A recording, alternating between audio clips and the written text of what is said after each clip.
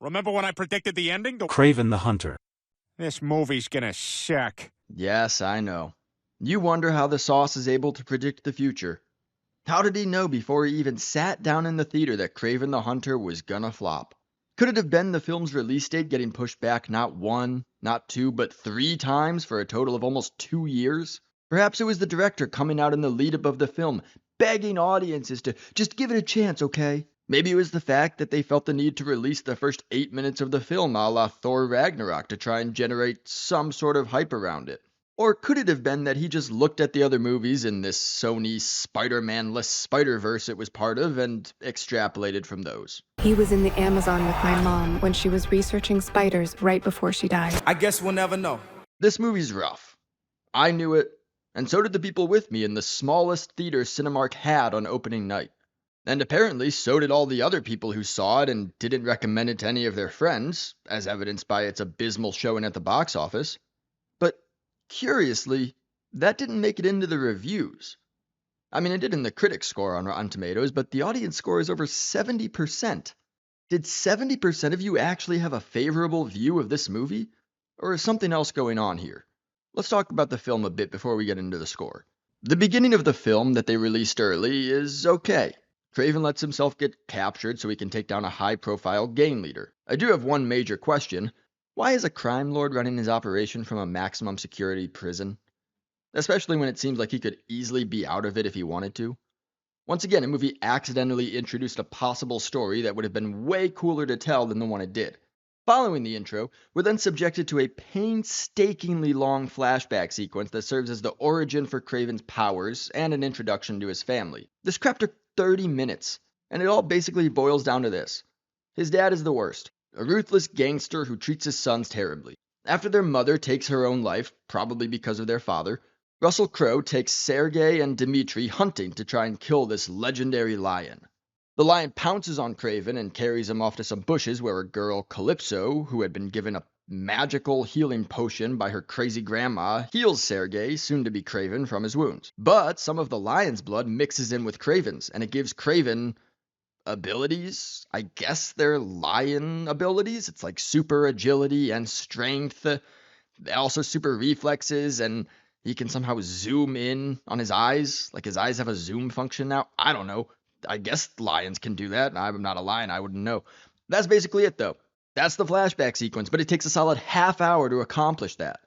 Later in life, Kraven makes his home in the woods in, I think, somewhere in Africa, but, shouldn't it be in Russia? I don't know, maybe I got that wrong. Wherever it is, he kills poachers who massacre packs of wildebeests or buffalo or something just for their horns. The movie implies he's been knocking off poachers in this area for 16 years, but poachers keep coming back to this area and they're surprised to run into him. Shouldn't poachers have some sort of, I don't know, isn't there a community of poachers that would say, hey, don't screw with the wildebeests in that area or some crazy dude will come out of the woods and kill you? I guess not. Alright. The rest of the story is very basic. The rhino kidnaps Kraven's brother, so Kraven has to get him back. But everything in the midst of that is disjointed and kind of boring. But let's talk about some of these characters, starting with Kraven. I haven't read any comic books, but I did play Spider-Man 2 on PS5.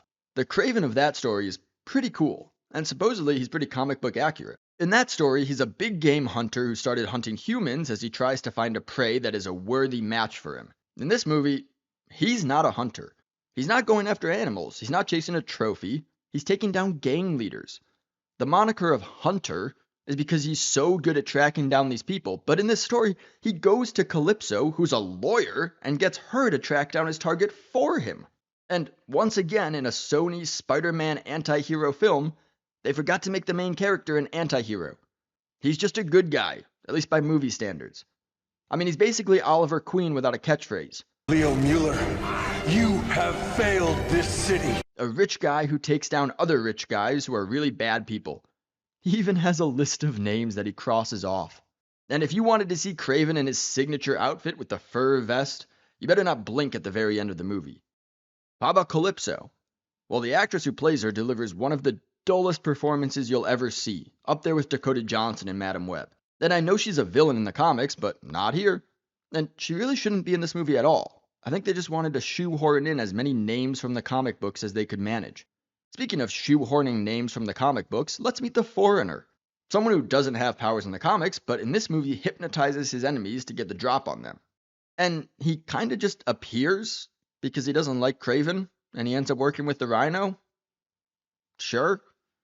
And while I'm on the Rhino, what the heck was that? I'll let people who know the comics decide if the CGI on him looks good or not, but what a letdown either way. Oleski Sitsevich apparently saw a doctor in New York who could give him super strength.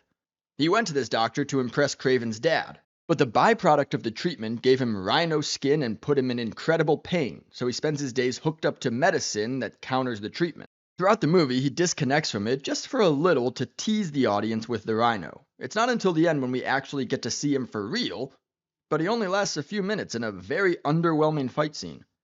It was so anticlimactic that I actually thought I had the runtime wrong and something else was going to develop and have a big final fight, but it never came. Honestly, the Foreigner is a bigger villain for Kraven than the Rhino in this film. The movie just isn't good. It's a collection of scenes, but the connections between those scenes are missing. The creators of South Park had a great tip on writing that the writers of Kraven the Hunter completely failed at. You come up with an idea and it's like, okay, this happens, right? And then this happens. No, it should be this happens, therefore this happens. But this happens, therefore this happens. The biggest praise I can give it is that some moments in the fight scenes are pretty cool. But honestly, this movie has a lot of the same problems that Madame Web did, just to a somewhat lesser extent. A female lead actor that was just completely apathetic towards the whole thing, bad CGI, denying fans the chance to see the character they came to see in their signature outfit, disjointed scenes that shouldn't follow one another, a hero whose powers are somewhat vague, in this case he shouldn't have any powers at all or be a hero, and absolutely horrendous ADR. I don't know how this is an endemic problem at Sony, but it is. Once again, they show characters talking, and the words we hear them saying are 1,000% not the words their mouths are forming. It's not as bad as in Madame Web, but even someone who doesn't know what ADR is would notice something is very off. And yeah, with all these very obvious problems, the audience score is 73%.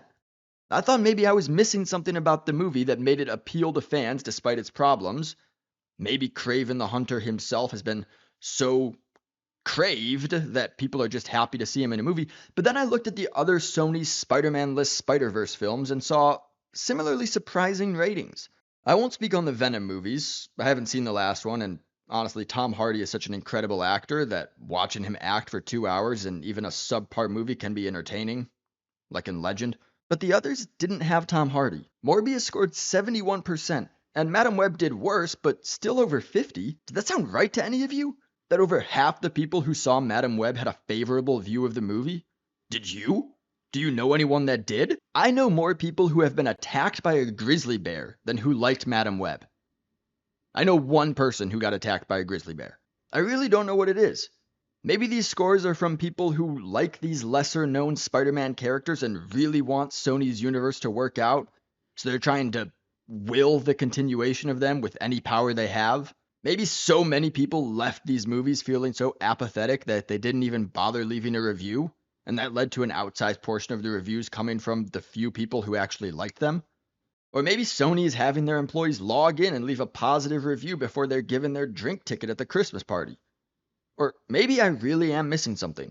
Maybe there really is a group of people out there that liked Morbius and Kraven the Hunter and even Madame Web. I doubt it. I haven't met those people. But maybe they're there. I don't know. Tell me in the comments. Are you one of those people? Did you like these 3 movies? Or do you have another theory of how they seem to have scored much higher than they deserve? Whatever it is, if you want to see a much deeper dive into a hilariously bad movie, give my Madame Web breakdown a watch, and have a very Merry Christmas. All right, the sauce. What? The sauce. I don't know. You're using too much sauce, okay? Review's over.